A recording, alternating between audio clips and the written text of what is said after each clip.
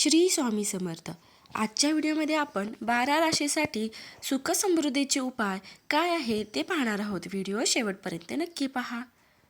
दुःखामधून दुःखे आली की मनुष्य निराश होतो. दुःखे दूर होऊन सुख समृद्धी लाभावी आणि ती टिकावी यासाठी प्रत्येक राशीच्या व्यक्तीने करावयाचे उपाय.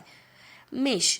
धनवृद्धीसाठी मंगळवारी लाल चंदन, लाल रंगाचे 2 गुलाबाची फुले, अक्षता व कुंकू लाल कापडात बांधून त्या साहित्याला हात जोडावेत आणि धूप आणि दीप दाखवून ते तिजोरीत ठेवावेत.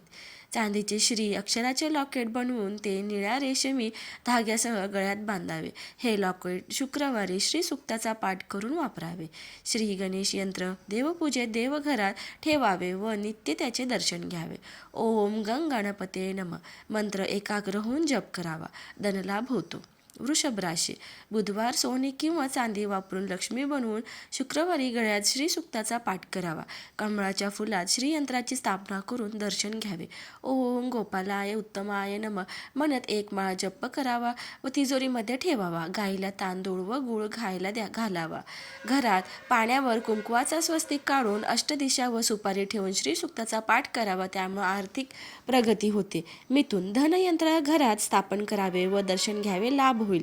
श्रीकृष्णाच्या मूर्ती वा फोटो पुढे बसून ओम नमः हा जप करून 1 माळ जपावी. तुळशी माळ वापरावी. चांदीच्या पाण्यावर चंद्रयंत्र अथवा मंगळयंत्र ठेवावे. चांदी चंद्रासाठी मोती किंवा मंगळवारासाठी 5 रत्न ठेवावे. हा उपाय दर बुधवारी करावा. हात जोडून कर्ज निवृत्ती अशी म्हणावे आणि ऋणहर्ता मंत्र म्हणावे. कर्ज लवकर फिटते. कर्क. चांदीच्या 2 गायीच्या मूर्ती आणून ब्राह्मणांकडून प्राणप्रतिष्ठा घरात करावी. यातील 1 दक्षिणेसहित त्या ब्राह्मणास दान करावे व दुसरी कामधेनू मानून घरात पूजण्यात ठेवावी. शुभता दूर होते. देवघरात ओम नमः शिवायचा जप रोज 1 माळ करावे. गळ्यात रुद्राक्षाची माळ असावी. 11 रविवार दही भाताचा नैवेद्य दाखवावा. आपणही दहीभात खावा. सिंह. दुर्गा मातेच्या फोटोसमोर बसून धूप लावून देवाची 108 नावे घ्यावीत. हा उपक्रम रोज करावा. संगमरवरी गणेश मूर्ती घरात आणून तिचे पूजन करावे. श्री गणपती स्तोत्र वाचावे. कर्ज लवकर फिटते. ओम नमः शिवाय व सूर्य आदित्य श्री हा जप अर्धा तास करावा. गुरुवारी पिवळ्या फेटा घालून हळदीचा तिलक लावावा. लक्ष्मी देवीला रोज लाल रंगाची फुले अर्पण करावीत. शनिवारी नवेलाचे नैवेद्य दाखवावा. धनलाभ होतो. कन्या. कारवायाच्या पाठीवर बनवलेले धातूचे श्रीयंत्र श्री महालक्ष्मी यंत्र देवघरात स्थापन करावे. त्यावर श्री सूक्ताचा पाठ करावा.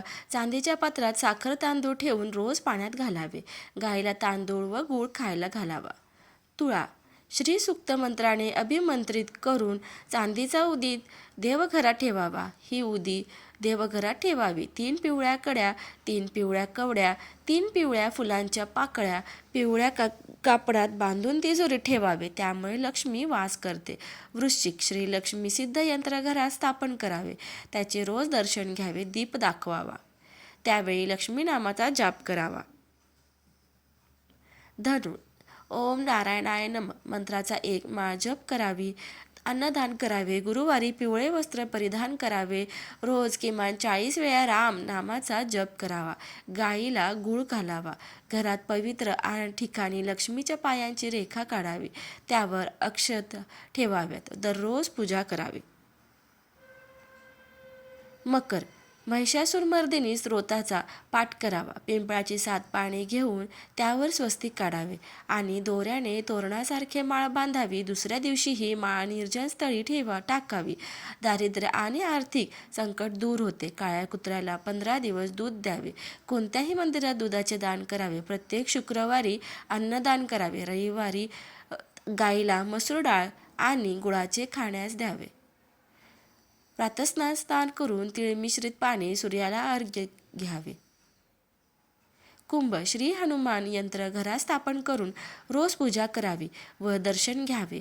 वानर प्रसन्न कधी होत नाहीत व यश मिळते.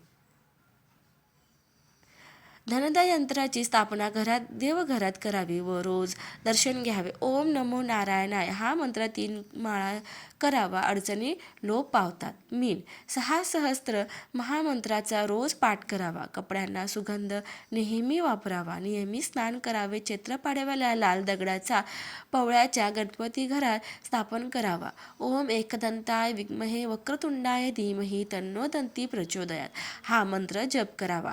पवळ्याची माळ जपावी. यश धन लाभ होतो. विष्णू सहस्त्रनाम जपावे.